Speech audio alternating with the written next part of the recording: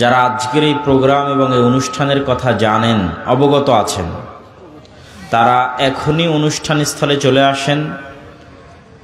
কেননা আমাদের দেশের যে গতি অনুযায়ী প্রধান বক্তা 10টা, 10:30, 11টায় উঠবে, আজকের অনুষ্ঠানে সেটি হচ্ছে না। আজকের অনুষ্ঠানে আমাদের আলোচনা এশার পরেই শুরু হয়েছে এবং এই আলোচনার মাধ্যমে অনুষ্ঠান শেষ হয়ে যাবে। ফলত যারা এই অনুষ্ঠানে অংশগ্রহণ করবেন মনে করে আশেপাশে অবস্থান করছেন এবং মাইকের আওয়াজ শুনতে পাচ্ছেন, তারা অতি দ্রুত প্যান্ডেলে চলে আসবেন। মা বোনেরা থেকে শুরু করে আমাদের ভাইয়েরা থেকে শুরু করে সকলকেই আমি উদাত্ত আহ্বান জানাচ্ছি। আল্লাহ সুবহানাহু ওয়া তাআলার প্রশংসা এবং আল্লাহ রাসূলের উপর দরুদ পাঠের পর আপনাদের উদ্দেশ্যে আজকের সংক্ষিপ্ত বক্তব্য, কিছু নসিহা এবং কিছু উপদেশ। আল্লাহ সুবহানাহু ওয়া তাআলা আমাদের কন্ট্রোলের মধ্যে কিছুই রাখেননি। আমাদেরকে অসহায় অবস্থায় পৃথিবীতে পাঠিয়েছেন। এমনকি আমাদের নিজের শরীরটাও আমাদের কন্ট্রোলে নাই। এটা কেন বললাম যে আমাদের শরীর আমাদের কন্ট্রোলে নাই? আমাদের শরীরের মধ্যে আমি ভাত খাবার খেলাম, খেয়ে আমার শরীরকে বলবো তুমি এই খাবারটাকে সুগারে রূপান্তর না করে এটাকে প্রোটিনে রূপান্তর করো। শরীর কি তা করবে? তা করবে না। কেননা শরীর আমার কথা শুনবে না।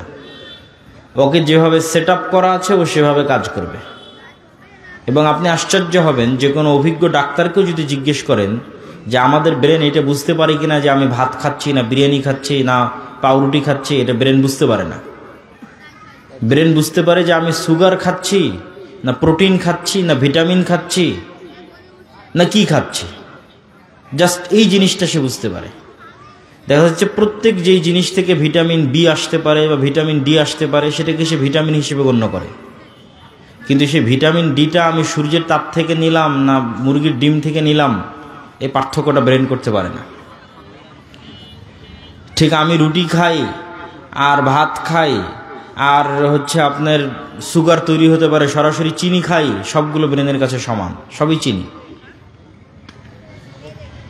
এবং যখন চিনি শক্তি উৎপাদন করে এবং প্রচুর পরিমাণে কার্যক্রম পরিচালনা করলে সেই শক্তিটা শরীরের কাজে লাগে। এই শক্তিটাকে আবার বিজ্ঞানের ভাষায় বলে ক্যালোরি।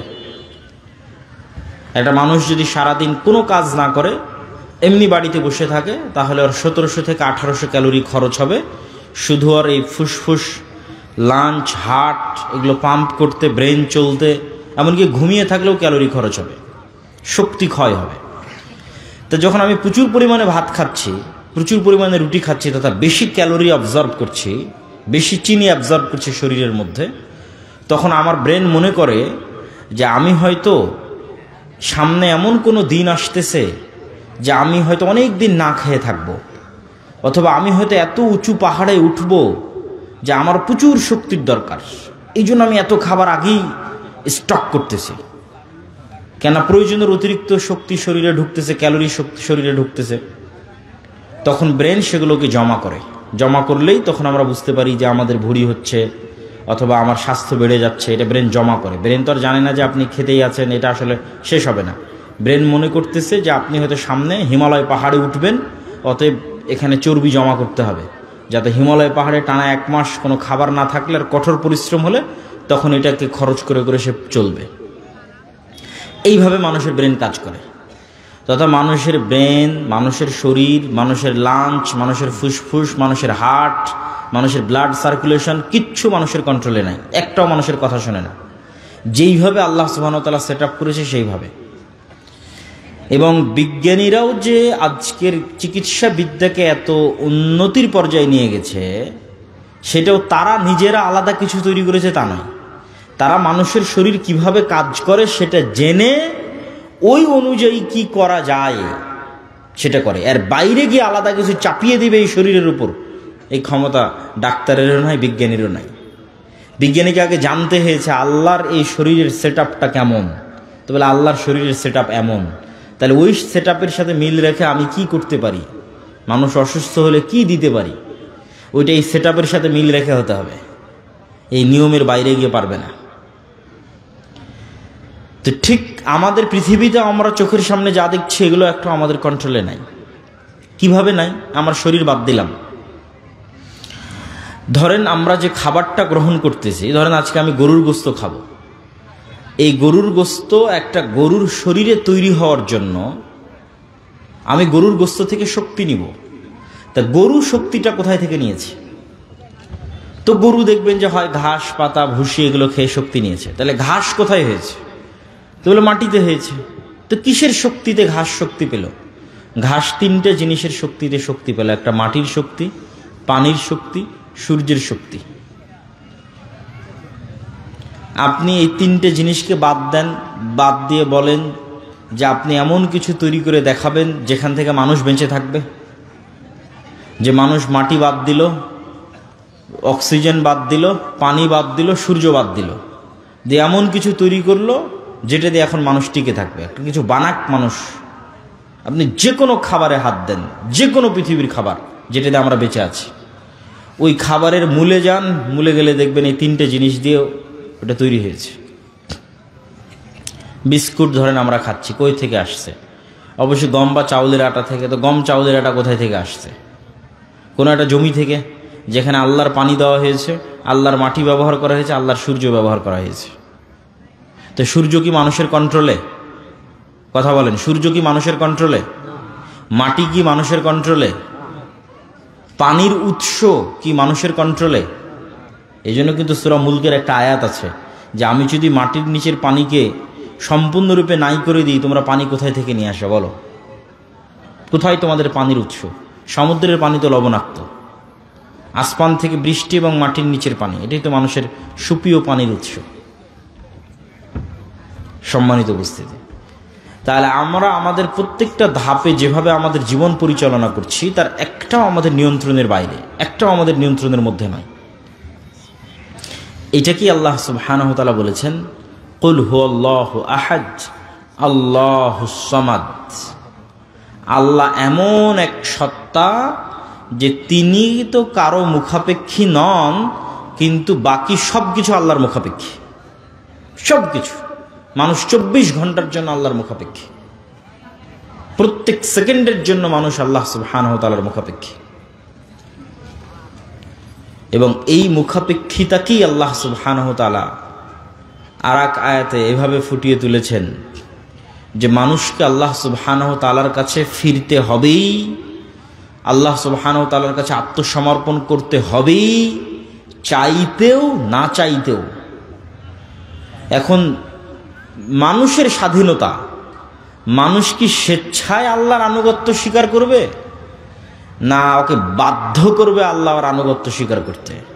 আল্লাহর বাধ্য করা মানে, ধরেন আপনি আল্লাহকে অনুসরণ করলেন না, তো আল্লাহর রাজত্বের বাইরে কি যেতে পারবেন? এই চ্যালেঞ্জও আল্লাহ কোরআনে দিয়েছে যে মানুষ এমন কোনো জায়গায় যাক যেখানে গিয়ে বলবে যে এটা আল্লাহর রাজত্বের বাইরে, এটা আল্লাহর ক্ষমতার বাইরে। আর মানুষ বলুক যে আমি চিরন্তন, মারা যাব না। তো মানুষ তো বাধ্যগত মরবেই, বাধ্যগত আল্লাহর পৃথিবীর কন্ট্রোলিং সিস্টেমের মধ্যেই আছে, তাহলে আর তো বের হওয়ার কোনো সুযোগ নাই। তাহলে সে এমন একটা সিচুয়েশনে বসবাস করতেছে যেই সিচুয়েশনে সে 100% আল্লাহর গোলাম, কিন্তু জাস্ট মনের শয়তানির কারণে আল্লাহর গোলামি করতেছে না, শুধু ইবলিসের ওয়াসওয়াসার কারণে আল্লাহর গোলামি করতেছে না। এবং আমরা আকাশের দিকে তাকালে যে বিশাল মহাশূন্য দেখি, আকাশের দিকে তাকালে আমরা যে বিশাল মহাশূন্য দেখি, এই মহাশূন্যের বিশালতার পরিমাপ করতে গিয়ে বিজ্ঞানীরা এভাবে বলেছে যে আমার চোখের সামনে যদি এই পোস্টারটা ধরা হয়, যে আমি এখন তো দেখছি এভাবে, এখন পোস্টারটা চোখের সামনে ধরলাম, তখন এই পোস্টারের শুধু এতটুকু অংশ আমি দেখতে পাচ্ছি যখন সম্পূর্ণ চোখের সামনে নিয়ে এসেছি। আর এইদিকে কি আছে তাও দেখতে পাচ্ছি না, এদিকে কি আছে তাও দেখতে পাচ্ছি না, এই বিশাল মাঠ আশেপাশে ডানে বামে কিচ্ছু দেখতে পাচ্ছি না। ঠিক একটা বিশাল দেওয়ালের সামনে গিয়ে যদি আমরা দাঁড়াই, এবং একদম দেওয়ালের সামনে গিয়ে চোখ ঠেকিয়ে দিই, তাহলে শুধু দেওয়ালের অতটুকু অংশই দেখতে পাবো, আর পাশাপাশি দেওয়াল যে কত বড় সেটা দেখার আমার সাধ্য নাই। তো বিজ্ঞানীরা বলতেছে আমরা যখন মহাকাশের দিকে তাকাই তখন থেকে বিশাল দেওয়ালের সামনে দাঁড়ালে যতটুকু অংশ দেখতে পাই, মহাকাশের অতটুকু অংশ আমরা দেখতে পাই কিনা সেটাও তারা নিশ্চিত না। কেননা তারা এই মহাকাশের কোনো পরিমাপ তারা দাঁড় করাতে পারেনি।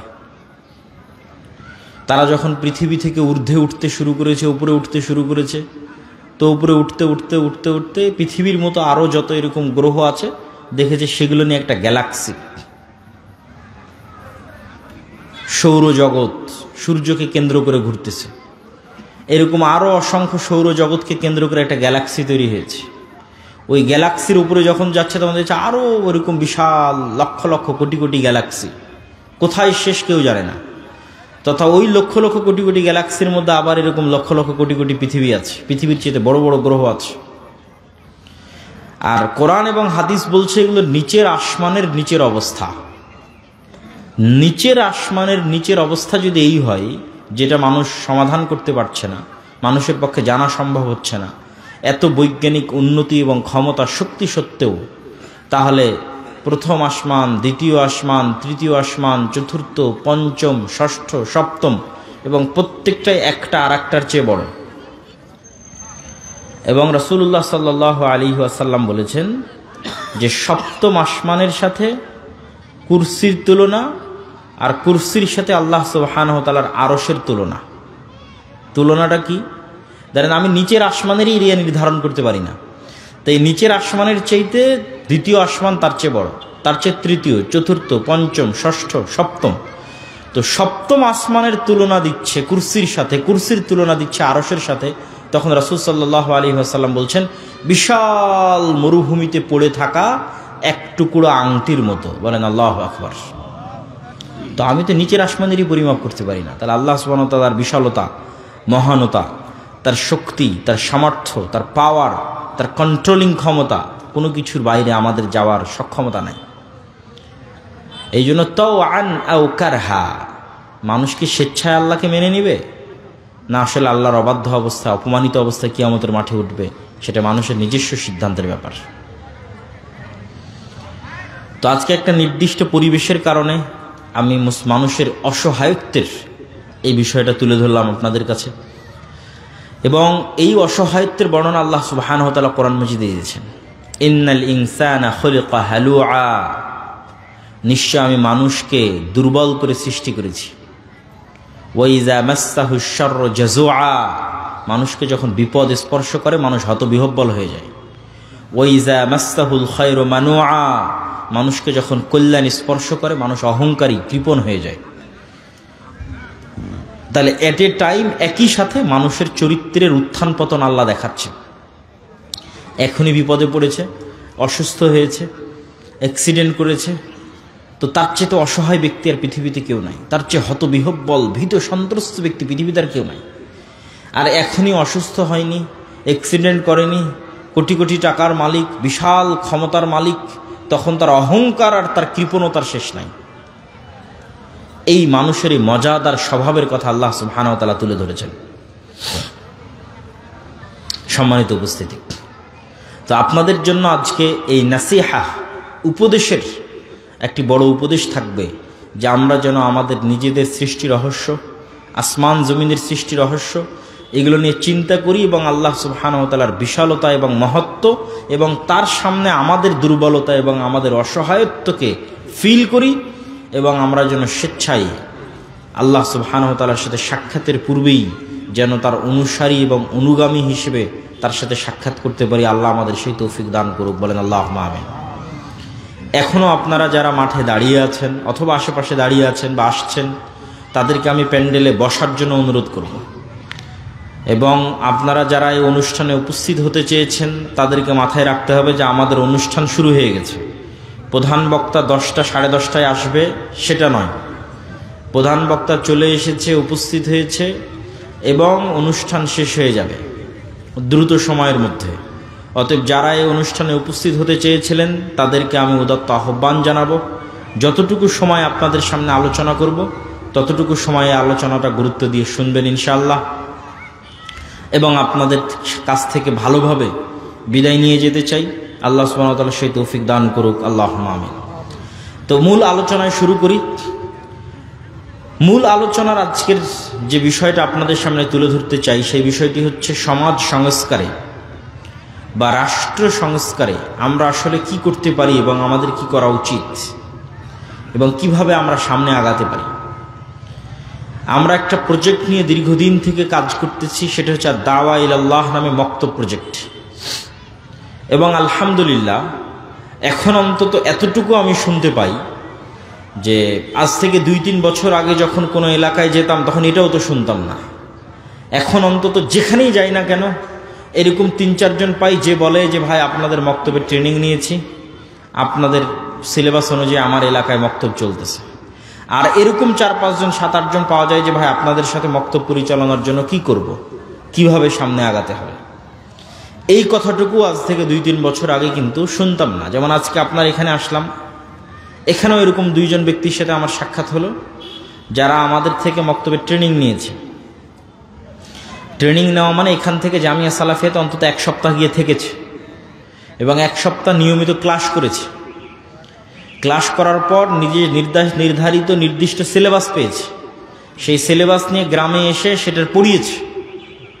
এবং এই রমাজান মাসে আমাদের ট্রেনিং প্রাপ্ত 500 মক্তব, যে সমস্ত মক্তবের শিক্ষকেরা 1 সপ্তাহ জামিয়া সালাফিয়াতে এসে ট্রেনিং নিয়েছে, এইরকম মক্তবের সংখ্যা, ট্রেনিং প্রাপ্ত শিক্ষকের সংখ্যা 500। এই 500 মক্তবের শিক্ষককে আমরা পুরো রমজান মাসব্যাপী আরো জোরদারভাবে কাজ করার জন্য অনুরোধ এবং আহ্বান জানিয়েছিলাম, এবং তাদের জন্য রমজান শেষে ঈদের পূর্বে একটা ন্যূনতম হাদিয়ার ব্যবস্থা আমরা করেছিলাম। তো কালকে গেছিলাম হচ্ছে আপনার ইয়েতে নাচল, তারপরে আজকে আসলাম হচ্ছে আপনাদের এখানে, তো আলহামদুলিল্লাহ দুর্গাপুরে। তো নাচলও এরকম কয়েকজনের সাথে সাক্ষাৎ হলো, এখানেও সাক্ষাৎ হলো যারা ট্রেনিং নিয়েছে, রমজান মাসব্যাপী দাওয়া ইলাল্লাহর মক্তব পড়িয়েছে এবং ঈদের পূর্বে হাদিয়াও গ্রহণ করেছে। বলেন আলহামদুলিল্লাহ। এই যে একটা ব্যাপক কার্যক্রম পরিচালিত হচ্ছে, এইটার প্রভাব একদিনে দেখা যাবে না। এটার প্রভাব এরকম না যে এখানে একটা বিশাল সম্মেলন করে দিলাম, দিয়ে দেখালাম আমার জনবল কত, আমার সাপোর্টার কত, এই প্রভাব এটাতে তৈরি করা যাবে না। এটার প্রভাব হচ্ছে সুদূর প্রসারী, দীর্ঘমেয়াদী। যে আমরা যদি এই সংখ্যাটাকে, মসজিদ ভিত্তিক এই মক্তবের সংখ্যাটাকে কল্পনা করেন যে একটা সেম সিলেবাসে ট্রেনিংপ্রাপ্ত শিক্ষকেরা সারা বাংলাদেশের সব মসজিদে মক্তবে পড়াচ্ছে এবং নির্ধারিত সময়ে বছর শুরু হচ্ছে, নির্ধারিত সময় শেষ হয়ে যাচ্ছে, ব্যাচ শেষ হলে একদল ছাত্র বের হয়ে যাচ্ছে, তাহলে দেখা যাবে যে আজ থেকে 10 বছর পর বাংলাদেশের, আমারই এরকম হতে পারে যে আজ থেকে 10 বছর পর আমি হয়তো বাংলাদেশের কোনো একটা অফিসে গেছি, একজন ব্যক্তি ডিসি হয়ে বসে আছে, যে বলতেছে যে আমি আপনার অধীনে যে মক্তব পরিচালিত হতো সেখানে আমি পড়েছিলাম। এটা হতে পারে না, পারে না? বলেন। অবশ্যই হতে পারে। এইটা হলো সুদূর প্রসারী প্রভাব, যে আপনি শুধু 2% মাদ্রাসার ছাত্রদেরকে দিন শিখিয়ে সমগ্র দেশকে পরিবর্তন করতে পারবেন না। সমগ্র দেশের যেটা মেইন স্ট্রিম, সেটা হচ্ছে 98%, তারা হচ্ছে school college, school going students, তাদের নিয়ে কাজ করতে হবে। সেইটার একটা আমাদের প্রজেক্ট হচ্ছে দাওয়া ইলাল্লাহ, এবং আপনাদের প্রতি উদাত্ত আহ্বান থাকবে যে এইটাতে আপনারা সম্পৃক্ত হবেন। যাতায়াত খরচও দেওয়া লাগতেছে না ট্রেনিং নেওয়ার জন্য, আবার যে বইটা সিলেবাসে পড়াবেন না ছাত্রদের ওই বই কিনতে হচ্ছে না আপনাকে কিনতে হচ্ছে, সবই আমরা দিচ্ছি ফ্রি। প্রত্যেক ছাত্রের জন্য যে বইটা লাগবে সে বইটা আমরা ফ্রি দিচ্ছি। আবার আপনার টিচার ট্রেনিং নিবে সেটাও ফ্রি দিচ্ছি। আবার আপনার টিচারকে চেষ্টা করতেছে অন্তত বছরে একবার যেন তাকে হাদিয়ে দিতে পারে, অন্তত বছরে 2 ঈদে যেন তাকে হাদিয়ে দিতে পারে। সংখ্যায় কল্পনা করেছেন 500 মক্তবের শিক্ষককে যদি আমি 2000 করেও হাদিয়ে দিই, 3000 করেও হাদিয়ে দিই, তো অন্তত 15 লক্ষ টাকা লাগবে। তো এইগুলোর ব্যবস্থা তো আর আমরা করছি না, এগুলোর ব্যবস্থা আল্লাহ সুবহানাহু ওয়া তাআলার মাধ্যমে বাংলাদেশেরই মানুষজন করতেছে। বলেন আল্লাহু আকবার। তাহলে আপনি কেন এই উদ্যোগ থেকে পিছিয়ে থাকবেন? কেন আপনার মক্তবকে জামিয়া সালাফিয়ার সাথে আর দাওয়া ইলাল্লাহর সাথে সম্পৃক্ত করবেন না? দ্বিতীয় আর একটা উদ্যোগ আমরা গ্রহণ করেছি, সেটা হচ্ছে ক্ষুদ্র ঋণ, কর্জে হাসানা। এই কর্জে হাসানাটা এমন নয় যে সারা বাংলাদেশ থেকে যার ইচ্ছা সে আবেদন করলো, কর্জে হাসানা নিয়ে নিল, এটা না। এই কর্জে হাসানাটা এই যে মসজিদগুলো চলতেছে, এই মসজিদগুলোকে শক্তিশালী করা, যে মসজিদগুলোতে আমাদের অধীনে মক্তব পরিচালিত হচ্ছে সেই মসজিদকে পাওয়ারফুল করা, এম্পাওয়ার করা, তথা একমাত্র ওই মসজিদের মাধ্যমে ওই এলাকাতেই কর্জে হাসানা বন্টন হবে, তথা ওই এলাকার মানুষ এইটা জানবে, যে এলাকায় মক্তবটা চলতেছে, যে এইখানে যেমন একটা, এই মসজিদে যেমন একটা দিন শিক্ষার ব্যবস্থা আছে, আবার এই মসজিদ থেকে কর্জে হাসানা হিসেবে অর্থনৈতিক সহযোগিতা পাওয়া যায়। বলেন আল্লাহু আকবার। তাহলে যেই সামাজিক পাওয়ারটা পাশ্চাত্য এনজিওরা তৈরি করেছে, সেই সামাজিক ক্ষমতাটা মসজিদের কাছে চলে আসবে, মসজিদের ইমামের কাছে চলে আসবে। মসজিদের ইমামও নিজে ফিল করবে যে আমি তো তাহলে পাওয়ারফুল, আমি আমার গ্রামের একটা মানুষকে কর্জে হাসানা দিতে পারতেছি। এইটা সমাজে ইম্প্যাক্ট ফেলবে। যে আমাদের প্ল্যান হচ্ছে, আমাদের টার্গেট হচ্ছে যে একটা মসজিদের ইমাম বা একটা মসজিদের সাথে সম্পৃক্ত দায়িত্বশীল ওই এলাকার মেম্বারের চাইতে সামাজিকভাবে পাওয়ারফুল হবে। বলেন ইনশাআল্লাহ। এটা সম্ভব না অসম্ভব? সম্ভব। এবং এটা কেন হওয়া উচিত সেটার পিছনের লজিকটাও বলি, যে এটা কেন হওয়া উচিত। এটা এই জন্য হওয়া উচিত যে আপনি যখন সমাজকে পরিবর্তন করতে চাইবেন, তখন আপনাকে গোড়া থেকে কাজ শুরু করতে হবে, একদম তৃণমূল থেকে কাজ শুরু করতে হবে। এখন তৃণমূলে গিয়ে আপনি দেখতেছেন, আমি একটা বিশাল লেকচার দিয়ে চলে গেলাম সুদ হারাম, আপনারা বক্তব্য শুনলেনও সুদ হারাম, পরের দিন ঠিকই আপনার প্রয়োজন হচ্ছে, আপনার সমস্যা হচ্ছে, আপনি যেখানে সুদের ভিত্তিতে লোন পাওয়া যাচ্ছে সেখান থেকে নিচ্ছেন। তাহলে আমি তো আপনাকে ওই সার্ভিসটা দিতে পারছি না। যে আপনাকে যে আমি সুদ মুক্ত একটা সহযোগিতা করে আপনারও যে একটা দাঁড়ানোর ব্যবস্থা করে দেবো, সেটা তো আমি করছি না। তাহলে আপনি কেন সুদ মুক্ত থাকবেন? অথচ সুদ মানুষকে গোলাম করে, সুদ মানুষকে গোলাম বানায়, সুদের ভিত্তিতে লোন মানুষকে মিথ্যা বলা শিখায়। আর কর্জে হাসানা এমন একটা বিধান যার কথা আল্লাহ সুবহানাহু ওয়া তাআলা বলছে, ওমাই ইয়াকরিদুল্লাহ করদান হাসানা। তোমাদের মধ্যে এমন কে আছে যে আল্লাহকে কর্জে হাসানা দিবে? আমি কর্জে হাসানা দিলাম আপনাকে, কিন্তু আল্লাহ বলছে আমি এই কর্জে হাসানা কাকে দিলাম? আমার সাথে একটু কথা বলেন। আপনি আমার কাছে আসলেন, আমি আপনাকে 50,000 কর্জে হাসানা দিলাম, এটা তো আমি আপনাকে দিলাম।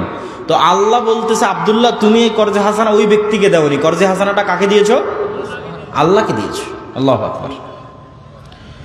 এই জন্য ইসলামের সিকিউরিটি সিস্টেম হচ্ছে, ইন্স্যুরেন্স সিস্টেম হচ্ছে সোশ্যাল ইন্স্যুরেন্স। ইসলামের লাইফের ইন্স্যুরেন্সও সোশ্যাল, ফ্যামিলি ইন্স্যুরেন্সও সোশ্যাল, সব কিছুই সোশ্যাল। ইসলামের আলাদা কোনো ইন্স্যুরেন্স নাই যে ব্যাংকে গিয়ে ইন্স্যুরেন্স জমা দিতে হবে, এটা সোশ্যাল ইন্স্যুরেন্স। আপনি মারা গেলে আপনার সোসাইটির দায়িত্ব, এরকম একটা সমাজ গড়ে উঠুক, এটা ইসলাম চাই। মসজিদ ভিত্তিক একটা সমাজ গড়ে উঠুক, যে সমাজ দায়িত্ব নেবে, যেই ব্যক্তিটা মারা গেলে তার ছেলে মেয়ে কীভাবে জীবন চালাবে, এই ব্যক্তিটা মারা গেলে তার স্ত্রী কিভাবে জীবন চালাবে, কিভাবে তাকে সহযোগিতা করা হবে, এটার দায়িত্ব নেবে সোসাইটি। এটা সোশ্যাল ইন্স্যুরেন্স। যখন এটার বাইরে আমরা বের হয়ে গেছি, তখন সব কিছু সম্পৃক্ত হয়ে গেছে সুদের সাথে। এবং আজকের ইউরোপ এবং আমেরিকায় সুদের যে ইকোসিস্টেম তৈরি হয়েছে, ইকোসিস্টেম থেকে আপনি বের হতে পারবেন না। আপনাকে বলা হচ্ছে আপনি ক্রেডিট কার্ড ব্যবহার করেন। ক্রেডিট কার্ড ব্যবহারের সিস্টেমটা কি? ধরেন 1 টাকাও নাই ক্রেডিট কার্ডে, মানে আপনি 1 টাকাও রাখেননি ক্রেডিট কার্ডে, তারপরও ব্যাংক আপনাকে বলতেছে আপনি 10,000 টাকা খরচ করতে পারবেন এই কার্ড ব্যবহার করে। আপনি 1 মাস পর ধীরে ধীরে পরিশোধ করিয়েন, বা আপনার বেতন থেকে আমরা কেটে নেব, কিন্তু সুদের সাথে কেটে নেবে। তাহলে একবার 10,000 টাকা খরচ করলেন, খরচ করার পর আপনার বেতন থেকে কেটে পরিশোধ হয়ে গেল। পরের বার ব্যাংক আপনাকে বলবে, আপনার যদি কোনো ব্যালেন্স নাও থাকে আপনার ব্যালেন্স বাড়িয়ে দিবে, বলবে এখন আপনি 50,000 টাকা খরচ করতে পারেন ক্রেডিট কার্ড। 50,000 টাকা আপনি একবার পরিশোধ করে দিলেন, এবার ব্যাংক বলবে এবার আপনি 1 লাখ টাকার ক্রেডিট কার্ড খরচ করতে পারেন। তাহলে 5 বছর থেকে আপনি ক্রেডিট কার্ড ব্যবহার করতেছেন, মানে সুদের ভিত্তিতে লোন নিচ্ছেন, আবার সুদের ভিত্তিতে পরিশোধ করতেছেন। এখন আমেরিকা এবং ইউরোপে যখন আপনি একটা বাসা ভাড়া নিতে যাবেন, ভাই আমাকে একটা বাসা ভাড়া দাও, বলবে দেখি তোমার ক্রেডিট কার্ড, তো ক্রেডিট কার্ডে 5 বছরের লেনদেন ঠিক আছে, উইদাউট সিকিউরিটি আপনাকে বাসা দিয়ে দেবে। মানে সিকিউরিটি মানি ছাড়া বাসা দিয়ে দিবে। আর বলবেন না আমি তো সুদের লেনদেন করি না, আমি তো ক্রেডিট কার্ড রাখি না, বলে সিকিউরিটি মানি দাও। একদিন, এক সেকেন্ড, এক ধাপ সুদ ছাড়া ফেলতে পারবেন না। এইরকম একটা পৃথিবীতে ইকোসিস্টেম তৈরি করা হয়েছে, যেটা আমাদের দেশেও আসতেছে। এই ইকোসিস্টেমের বিরুদ্ধে আপনাকে লড়াই করতে হবে, কিন্তু আমরা লড়াইটা বানিয়ে নিয়েছি কম্প্রোমাইজিং সিস্টেম। এই কারণে লড়াইটা প্রকৃত লড়াই হয়নি। এই জন্য সুদমুক্ত কর্জা হাসানা পরিচালনা করা চ্যালেঞ্জ, কিন্তু এটাই লড়াই সুদের বিরুদ্ধে। আমরা এই দ্বিতীয় অর্থনৈতিক লড়াইটা শুরু করেছি। আর বলছিলাম কেন মসজিদকে পাওয়ারফুল করতে হবে। গত 16 বছর বাংলাদেশের গ্রাম পর্যন্ত যে পলিটিসাইজ হয়েছে তথা রাজনীতিকরণ হয়েছে গ্রাম পর্যন্ত গত 16 বছর, এখন সেই জায়গায় শূন্যতা বিরাজ করছে। হ্যাঁ, আমাদের গোলামির স্বভাবের কারণে আমরা আগে এক দলকে জুলুম করার সুযোগ দিতাম, এখন আর এক দলকে জুলুম করার সুযোগ দিচ্ছি, এবং চোখের সামনে দেখতেছি। আমাদেরই আশেপাশের এক জায়গায় একজন ব্যক্তি ব্যবসায়ী বিশাল পুকুর খনন করে নতুন করে মাছ আবাদ করবে। তো একটা নির্দিষ্ট রাজনৈতিক দলের নেতারা চাঁদা নেওয়ার জন্য পুকুরের কাজ বন্ধ রেখে দিয়েছে, যে এত টাকা চাঁদা দেন, দিয়ে তারপরে পুকুরের কাজ করেন। কেউ কথা বলার নাই, কেউ বাধা দেওয়ার নাই। তাহলে আমরা নিজেরা মাজলুম হওয়ার রাস্তা, যেমন গত 16 বছর এক দলের হাতে মাজলুম হতাম, আবার আর কারো কাছে যেন মাজলুম হওয়া যায় সেটার রাস্তা আমরা মেনে নিচ্ছি। এটা হচ্ছে গোলামের স্বভাব। এই জায়গায় হচ্ছে প্রতিষ্ঠানগুলো ফাইট দিতে পারে মুসলমানদের ধর্মীয় প্রতিষ্ঠানকে। শুধু সালাত, সিয়াম, হজ, যাকাতের মধ্যে সীমাবদ্ধ থাকা যাবে না। মসজিদ, মাদ্রাসাকে শুধু কোরআন পড়াবে আর শুধু মক্তব পড়াবে, এর মধ্যে সীমাবদ্ধ থাকা যাবে না। তার গ্রামে অন্তত যেই পাড়ায় মসজিদটা আছে, সেই পাড়ায় ওই মসজিদের দায়িত্বশীলকে, ইমামকে এতটুকু সামাজিক ক্ষমতা অর্জন করতে হবে যে ওই পাড়ায় যদি কারো উপর জুলম হয়, অন্তত বলতে পারবে যে এটা জুলুম হচ্ছে, করিও না। অন্তত গিয়ে বলতে পারবে এটা অন্যায়, এটা করিও না। এই কাজ যতক্ষণ করবেন না, ততক্ষণ আল্লাহ আপনাদেরকে শাসন ক্ষমতা দিবে না। ন্যায় প্রতিষ্ঠার আন্দোলনের মাধ্যমে লিডার তৈরি হয়। আর আমাদের আলেম ওলামা এবং আমরা যে হয় মসজিদ মাদ্রাসা চালাই, এটা সম্পূর্ণ গোলামির সিস্টেম। এখানে গোলাম তৈরি হয়, যে দেশে কি হচ্ছে, গ্রামে কি হচ্ছে, সমাজে কি হচ্ছে আমি কিচ্ছু জানি না, খালি নামাজটা কোনো মতে পড়লেই হলো। কিন্তু আপনার চোখের সামনে আরেকজনের উপর জুলম হচ্ছে, আপনি বাধা দিবেন না, ন্যায় প্রতিষ্ঠার জন্য চেষ্টা করবেন না, আপনি নেতা হবেন কিভাবে? এবং এই ন্যায় প্রতিষ্ঠার সংগ্রাম সমাজে শুরু করার আগে, গ্রামে শুরু করার আগে আপনাকে নিজেকেও যাচাই করতে হবে যে আমি আমার পরিবার, আমার ফ্যামিলির মধ্যে ন্যায় প্রতিষ্ঠা করতে পারছি কিনা, করেছি কিনা। কেননা রাষ্ট্রে ইসলাম যাওয়া মানে রাসূল সাল্লাল্লাহু আলাইহি ওয়াসাল্লাম বলছেন, লা তাকুমুস সাআহ হাত্তা ইয়ানজিলা ঈসা ইবনে মারইয়াম, ততদিন পর্যন্ত কিয়ামত হবে না যতদিন না মারিয়ামের ছেলে ঈসা দুনিয়াতে নেমে না আসে। আর মারিয়ামের ছেলে ঈসা দুনিয়াতে নেমে এসে কি করবে? হাকামান মুকসিতা, সমগ্র পৃথিবীতে ন্যায় বিচার প্রতিষ্ঠা করবে। আমি স্বেচ্ছাসেবকদের আহ্বান করব, এখনো যারা দাঁড়িয়ে আছেন আশেপাশে, পরিবেশটা একটু সুন্দর করি। আমরা পিছনে দাঁড়িয়ে আছেন, সামনে এসে বসেন। 5-10 মিনিট আমরা যে কথাই শুনি না কেন আদবের সাথে শুনি। এই যে সাইডে আপনাদের দেখতে পাচ্ছি, বসেন আপনারা ভিতরে এসে। এখানে অধৈর্য হওয়ার কিছু তো নাই। আমি সকলকে উদাত্ত আহ্বান জানাবো যে আমরা ভিতরে এসে বসি। সম্মানিত উপস্থিতি, তো আমরা কিভাবে যাচাই করব যে আমি ন্যায়পরায়ণ কিনা? তাহলে রাষ্ট্রে ইসলাম মানে রাষ্ট্রে কি প্রতিষ্ঠা হওয়া? বলেন তো, কথা বলেন। রাষ্ট্রে কি প্রতিষ্ঠা হওয়া? ন্যায় বিচার প্রতিষ্ঠা হওয়া। রাষ্ট্রে ইসলাম প্রতিষ্ঠা হওয়া মানে রাষ্ট্রে ন্যায় বিচার প্রতিষ্ঠা হওয়া। এখন একটা মুসলমান, এটা আল্লাহর নবী ব্র্যান্ডিং করলেন, আমি ব্র্যান্ডিং করিনি। আল্লাহর নবী বলতে পারতেন যে ঈসা আলাইহিস সালাম সারা পৃথিবীর শাসক হবে এবং তিনি সমগ্র পৃথিবীতে পর্দা বাস্তবায়ন করবে, এটা বলেননি। অবশ্যই পর্দা ইসলামী শরীয়তের একটা বড় অনুষঙ্গ, কিন্তু রাষ্ট্রে ইসলামের এটা ব্র্যান্ডিং নয়। তিনি এটাও বলেননি যে রাসূল ঈসা আলাইহিস সালাম সমগ্র পৃথিবীর শাসক হবে এবং সমগ্র পৃথিবীতে সালাত প্রতিষ্ঠা করবে। অবশ্যই সালাত ইসলামের অনেক বড় অনুষঙ্গ, কিন্তু রাষ্ট্রে ইসলামের একমাত্র ব্র্যান্ডিং নয়। রাষ্ট্রে ইসলামের 1 নম্বর ব্র্যান্ডিং ন্যায় বিচার প্রতিষ্ঠা করবে। মানে কোনো মানুষের উপর জুলুম হবে না, জিরো জুলুম, 0% জুলুম, শতভাগ ন্যায়, এলো রাষ্ট্র ইসলাম।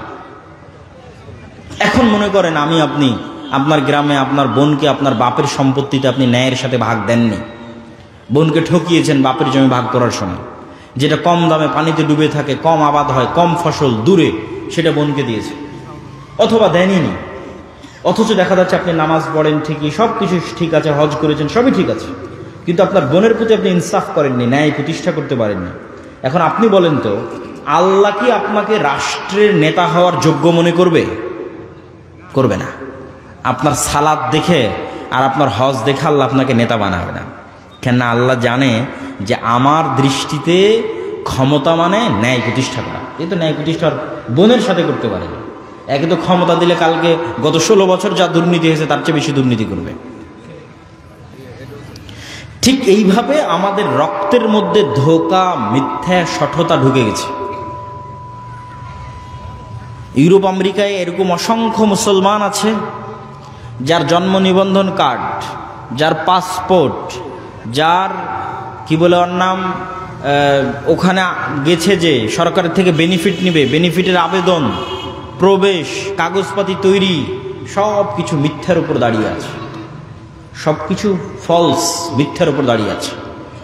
এবং এই মিথ্যা অতিরিক্ত সুবিধার জন্য সে মিথ্যা কোনো মুসলমানকে বলতেছে না, সে আর একটা ইহুদি খ্রিস্টানকে মিথ্যা বলতেছে। কে বলতেছে? মুসলমান বলতেছে। এইভাবে আমাদের রক্তের মধ্যে মিথ্যা, ধোঁকা, শঠতা ঢুকে গেছে। তাহলে আমি তো নেতা হতে পারবো না, আল্লাহ তো আমাকে নেতা বানাবে না।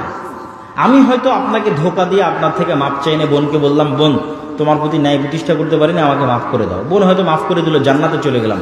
বাট আমি লিডার না, আমি নেতা না।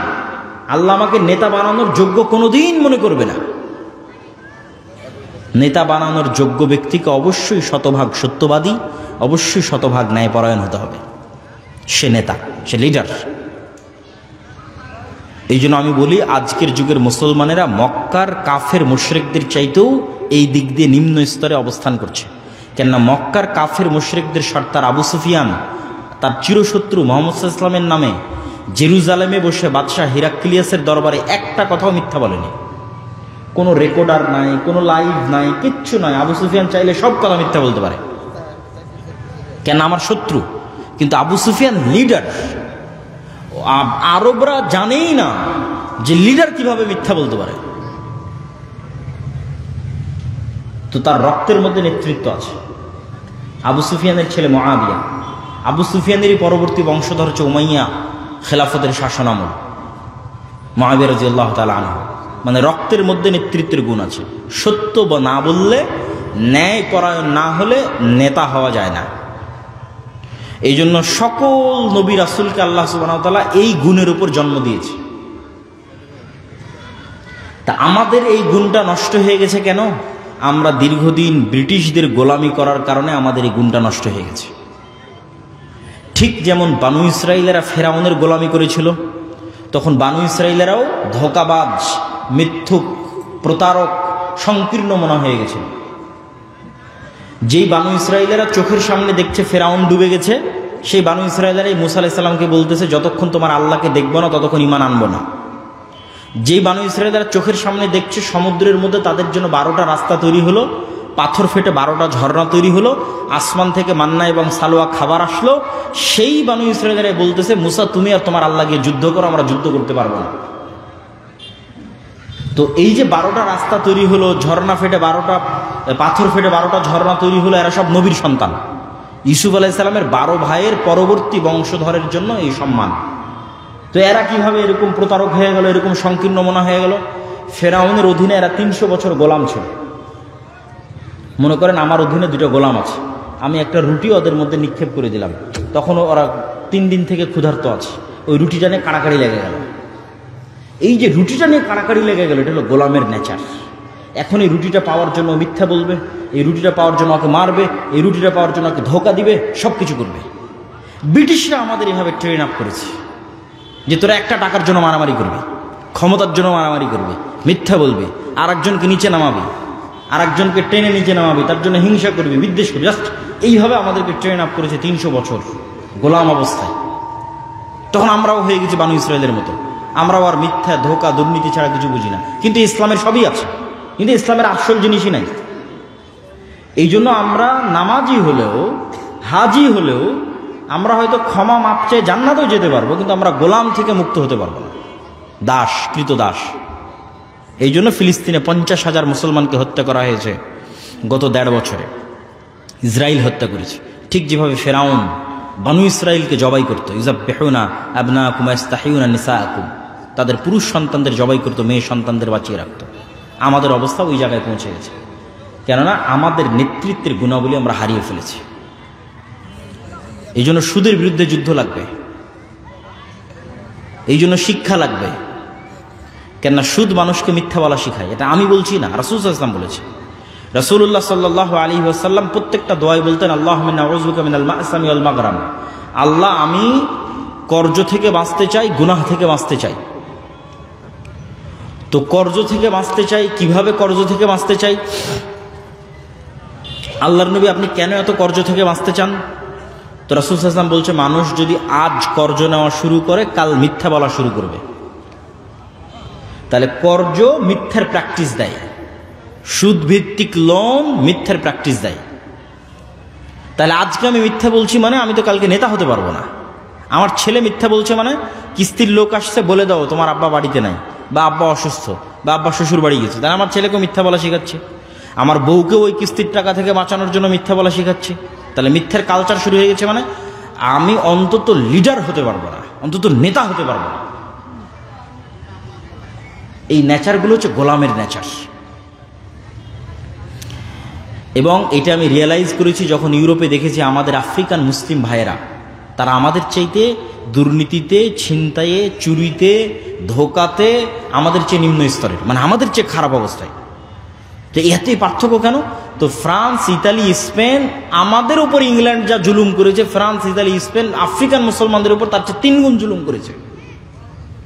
তাহলে ওদেরকে এমন গোলাম বানিয়েছে যে ওদের রক্ত এমনভাবে নষ্ট হয়ে গেছে, মিথ্যা রক্তের সাথে, ধোঁকা, দুর্নীতি রক্তের সাথে মিশে গেছে। তা আমিও যখন মুসলমানদের স্বভাব দেখি তখন আমি আশ্চর্য হই।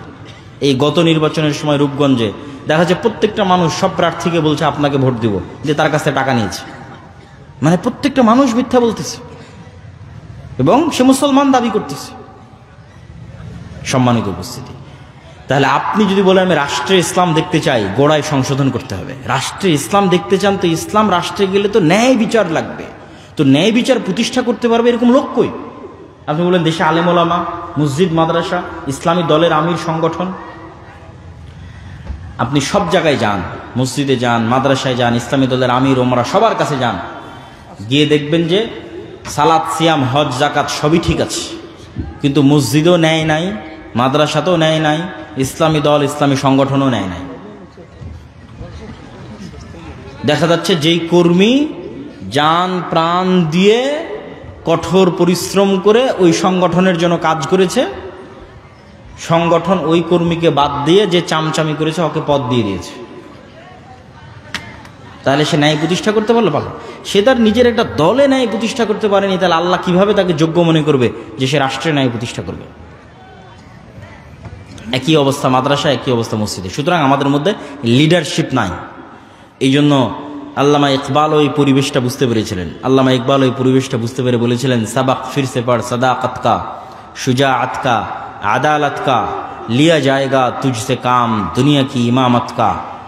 তথা তোমরা মুসলমানেরা, তোমাদের মধ্যে নামাজ, সালাত, হজ, যাকাত সব সুন্দর আছে, বা আপনারা যেহেতু আহলে হাদিস আপনাদের আকীদাও বিশুদ্ধ আছে, নাই কি বলছে তোমরা সত্য বলা জানো না। আজ থেকে সত্য বলা শিখো এবং সত্য বলা শুরু করো, এবং নিজেদের সন্তানদেরকে সত্য বলা শিখাও। কোনো কম্প্রোমাইজ যেন না করে মরা পর্যন্ত সত্যের সাথে। 2 নম্বর কি শিখাও? শুজাআত কা, সাহসিকতা শিখাও, যে সে প্রত্যেকটা অন্যায় অন্তত বাধা দিবে। আল আমরু বিল মারুফ ওয়ান নাহি আনিল মুনকার করবে, সৎ কাজের আদেশ দিবে, অসৎ কাজে বাধা দিবে। কিন্তু মুখ বুজে থাকা যাবে না, অন্যায় হচ্ছে চুপচাপ মেনে নেবেন এটা হবে না, সাহসিকতা থাকতে হবে। মসজিদের এবং মাদ্রাসা অন্যদের আছে, মসজিদ মাদ্রাসার নাই। আমি এটাই বলতেছি, এইটাই দিয়ে বক্তব্য শুরু করেছিলাম যে মসজিদকে এম্পাওয়ারমেন্ট করতে হবে, মসজিদকে শক্তিশালী করতে হবে, দ্বীনি শিক্ষা প্রতিষ্ঠানকে শক্তিশালী করতে হবে। কোন দিক থেকে শক্তিশালী? বাহিরের এই কাজগুলোতে শক্তিশালী। তারা তো তাদের কাজে ঠিকই আছে, একটা মসজিদের ইমাম তো ঠিকই নামাজ পড়িয়ে দেয়, ঠিকই ইমামতি করে, মুয়াজ্জিনি করে, মাদ্রাসায় কোরআন, হেফজখানায় কোরআন সব ঠিকঠাক হয়, কিন্তু ওর এলাকায় অন্যায় হচ্ছে ওটা দেখেও বাধা দেয় না। আল আমরু বিল মারুফ ওয়ান নাহয়ু আনিল মুনকার। এই জন্য আল্লামা ইকবাল বলছে সাহসিকতা লাগবে, সত্য বলতে জানতে হবে, সাহসী হতে হবে, কোনো ছাড় হবে না। 3 নাম্বার আদালত কা, ন্যায় প্রতিষ্ঠা করা শিখতে হবে। রাসূল সাল্লাল্লাহু আলাইহি ওয়াসাল্লাম ন্যায়ের কথা বলতে বলতে এই পর্যন্ত বলেছেন যে বাপ তার সন্তানদেরকে চুমা দেওয়ার ক্ষেত্রেও যেন ন্যায় প্রতিষ্ঠা করে। 3টে ছেলে আছে, যদি একে একটা চুমা দেয় তো বাকি 2টাকেও যেন একটা একটা করে চুমা দেয়, তাহলে ন্যায় প্রতিষ্ঠা হলো। আর দেখবেন এমনও বাপ আছে যে এক সন্তানকে সব জমি লিখে দিয়েছে, তাহলে সে, এটা হচ্ছে গোলামের নেচার, তাকে আল্লাহ কোনোদিন রাষ্ট্রের দায়িত্ব দেওয়ার যোগ্য মনে করবে না, সে দুর্নীতিবাজ, দুর্নীতিগ্রস্ত। সম্মানিত উপস্থিতি, আল্লামা ইকবাল বলছে সত্য বলা শিখো, সুজাত সাহসিকতা শিখো, আদালত ন্যায় প্রতিষ্ঠা করা শিখো। লিয়া জায়গা তুঝসে কাম দুনিয়া কি ইমামত কা। তাহলে আবার আল্লাহ তোমাদেরকে, উনি কোনো দেশের নাম বলেনি, উনি বলছে আবার আল্লাহ তোমাদেরকে গোটা পৃথিবীর নেতা বানিয়ে দিবে। আল্লাহু আকবার। মুহাম্মদ সাল্লাল্লাহু আলাইহি ওয়াসাল্লাম পৃথিবীর নেতা, ওমর ইবনুল খাত্তাব পৃথিবীর নেতা, আবু বকর পৃথিবীর নেতা, খালিদ বিন ওয়ালিদ, সালাহুদ্দিন আইয়ুবী পৃথিবীর নেতা। এরা তাদের চারিত্রিক গুণ দিয়ে পৃথিবীর নেতা হয়েছে, কিন্তু আমরা গোলাম অবস্থায় আছি কেন? আমাদের চরিত্র গোলামানা। তো মক্তবের কথা বললাম, করজা হাসানার কথা বললাম, আমাদের আরেকটা প্রজেক্ট, এগুলো সবগুলো সমাজকে এম্পাওয়ার, শক্তিশালী করা, সমাজের দ্বীনি শিক্ষা প্রতিষ্ঠানগুলোকে শক্তিশালী করা। আমাদের আরেকটি প্রজেক্ট হচ্ছে মাদ্রাসাগুলোর শিক্ষার মানোন্নয়নের জন্য জামিয়া সালাফিয়ার সাথে অধিভুক্ত হওয়ার সুযোগ। যে জামিয়া সালাফিয়া বাংলাদেশের এমন এক প্রতিষ্ঠান যেখানে অ্যাট এ টাইম সরকারের অনুমোদন নিয়ে Bangladesh investment development authority, BIDA, যারা এই যে 9 থেকে 10 তারিখে বিশ্বের বড় বড় সব ব্যবসায়ীদের নিয়ে মিটিং করতেছে ঢাকাতে, বড় বড় কোম্পানির সব সিওরা আসতেছে, এই বিডার যে ডিপার্টমেন্ট, এই বিডার অনুমোদন নিয়ে জামিয়া সালাফিয়াতে বিদেশি শিক্ষকরা স্থায়ী পাঠদান করে, স্থায়ী। আর বছরের মধ্যে রোটেশনের ভিত্তিতে বিদেশি শিক্ষক আসে, এরকম গত বছরের যদি হিসাব করি তাহলে গত বছরে অন্তত 12 জন বিদেশি শিক্ষক বিভিন্ন সময় জামিয়া সালাফিতে আসছে, সৌদি আরবের বিভিন্ন বিশ্ববিদ্যালয়ে। পুরো রমজান মাস একজন সৌদি আরবের শিক্ষক পুরো রমজান মাস জামিয়া সালাফের ছাত্রদের দার্স দিয়েছে, এবং মদিনা ইসলাম বিশ্ববিদ্যালয়ের সাথে আমাদের মুআদালাও সম্পন্ন হয়েছে। তো আমরা চাচ্ছি যে জামিয়া সালাফের এই যে উন্নত সিলেবাস, এই যে উন্নত শিক্ষা ব্যবস্থা, এইটা অন্যরাও এটা থেকে সহযোগিতা নিক। আমাদেরকে কিছু দিতে হবে এটার জন্য না। আমাদের মক্তব প্রজেক্টটা যেমন ফি সাবিলিল্লাহ, তথা কোনো মক্তবের থেকে এটা বলা হয় না যে তুমি আমাকে পাল্টা ফি দাও, এটা না। আমি মক্তবের জন্য কি করতে পারবো সেটা।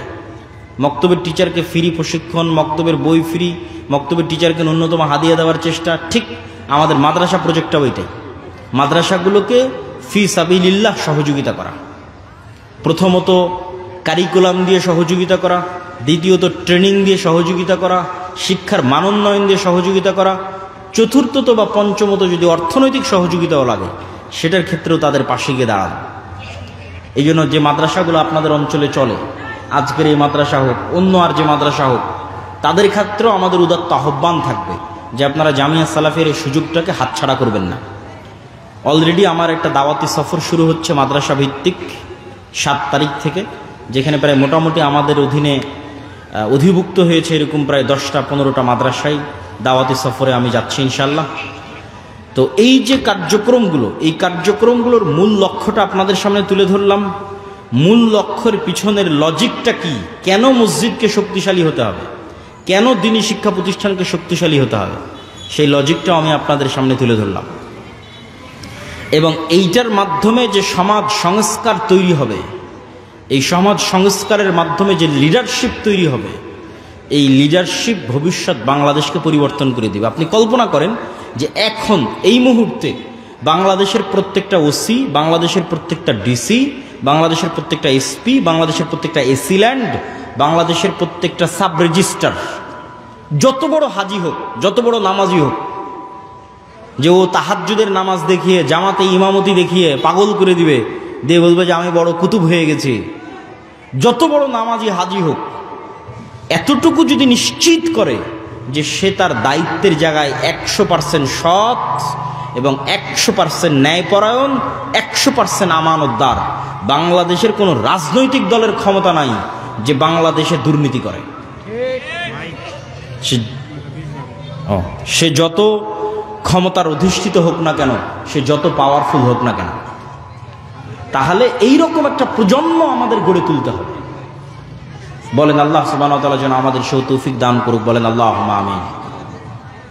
সম্মানিত উপস্থিতি, যারা হয়তো শেষের দিকে আসতেছেন, মানে আমাদের এই আলোচনার শেষের দিকে, তারা হয়তো জানেন না যে আজকে আপনাদের, আচ্ছা তার আগে আরেকটি কথা বলি, সেটা হচ্ছে আপনাদের এই শিক্ষা প্রতিষ্ঠানের জন্য আপনাদের দান করতে হবে, এবং আপনাদের মধ্যে হয়তো তারা চাদর নিয়ে যাবে, এবং আমি এখনই নিয়ে যাওয়ার জন্য অনুরোধ জানাবো। তবে তার আগে 2 মিনিট একটা কথা শুনেন। আমরা রমজানে ফেতরা দিয়েছি না? আপনারা ফেতরা দিয়েছেন না দেননি? ফেতরা দিয়েছেন। ফেতরা দিতে হয় কেন, হাদিসটা জানেন? রাসূল সাল্লাল্লাহু আলাইহি ওয়াসাল্লাম বলছেন যে ফেতরা তুমি দিচ্ছ তোমার রমজানের মধ্যে যে ভুল ত্রুটি হয়েছে সেই ভুল ত্রুটির কাফারা। আর একটা মাসলা তো আপনারা সবাই জানেন যে রমজানের দিনের বেলা যদি কেউ স্ত্রীর কাছে যায়, তাহলে হয় একটানা 60 দিন রোজা রাখতে হয়, নাহলে 60 জন মিসকিনকে খাওয়াতে হয়, নাহলে একটা গোলাম আজাদ করতে হয়। তো 60 জন মিসকিনকে খাওয়াতে কি লাগে বলেন তো? কি লাগে? টাকা লাগে। অথবা একটা গোলাম আজাদ করতে কি লাগে? টাকা লাগে। তাহলে দুনিয়াতে একটা হুকুম অমান্য করার জরিমানা আল্লাহ আদায় করতেছে টাকা দিয়ে। কথাটা আমার বুঝেন, যে দুনিয়াতে আপনি আল্লাহর একটা বিধান লঙ্ঘন করেছেন, তো আল্লাহ দুনিয়াতে জরিমানা আদায় করতেছে কি দিয়ে? একটু বলেন তো, কি দিয়ে আদায় করতেছে? টাকা দিয়ে আদায় করতেছে। এই টাকা দিয়ে জরিমানা আদায়ের সুযোগ কিয়ামতের মাঠেও থাকবে। মানে কোনো একটা ভুল করেছেন, আপনি জানেন না কার নামে গীবত করেছেন, কার নামে অপবাদ দিয়েছেন, কোথায় কবে নামাজ ঠিক মতো হয়নি, কোথায় কবে জাকাত ঠিক মতো দেননি, এগুলো সবগুলো জরিমানা দিয়ে কাভার দেওয়া যাবে। সেই জরিমানাটা কি? আগেই এখনই বেঁচে থাকতে পরকালের জন্য সেভিংস জমা রাখতে হবে দান করে।